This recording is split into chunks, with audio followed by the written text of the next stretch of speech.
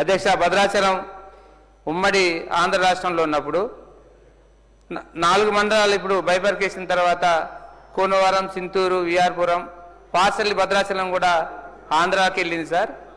ఆంధ్రాలోకి వెళ్ళినప్పుడు అప్పుడు ఉమ్మడి ఆంధ్రప్రదేశ్లో ఉన్నప్పుడు చాలామంది పిల్లలు మన రెసిడెన్షియల్ స్కూలు ఆంధ్రాలో ఉన్నాయి సార్. కోనవరం, విఆర్పురం, భద్రాచలంలో 2 వార్డులు కూడా కట్ అయింది సార్.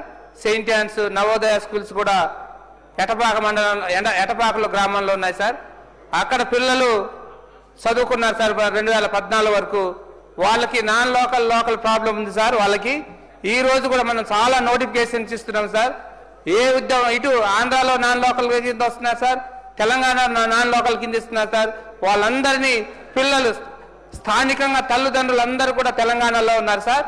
కానీ పిల్లలు తెలంగాణ అప్పుడు ఆంధ్రాలో చదువుకున్నందుకు వాళ్ళ పాపానికి ఈరోజు నాన్ లోకల్ కింద వస్తున్నారు సార్. ఏ ఉద్యోగాన్ని కానీ ఏ పెద్ద చదువులు కానీ వాళ్ళకి నాన్ లోకల్ కింద ఉన్నారు సార్. వాళ్ళందరినీ ఏదో ఒక టైం 2014 ముందు ఏదో కట్ ఆఫ్ డేట్ పెట్టి వాళ్ళందరినీ లోకల్ కింద మన ఆంధ్రప్రదేశ్లో 2017లోనే వాళ్ళని లోకల్ కింద వాళ్ళని చేసుకొని వాళ్ళకి ఉద్యోగాలు వస్తున్నాయి సార్. తెలంగాణలో చదివిన పిల్లలకి ఆ రోజులో ఆ మండలాల్లో వెళ్ళిపోయిన మండలాలు చదివిన వాళ్ళకి ఈ రోజు కూడా వాళ్ళకి నాన్ లోకల్ కింద వస్తుంది సార్. వాళ్ళందరినీ లోకల్ కింద మనం కన్వర్ట్ చేసి వాళ్ళకి ఏదో వాళ్ళకి ఉద్యోగం కానీ చదువులో కానీ ఇప్పుడు ఎంబీబీఎస్ చదవడానికి కానీ ఉద్యోగాలు కానీ మనం ఇచ్చే నోటిఫికేషన్లో దేంట్లో కూడా నాన్ లోకల్ కింద వస్తుంది sir.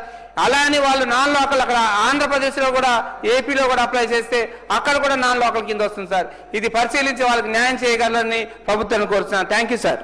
Subscribe us and press the bell icon for more interesting updates.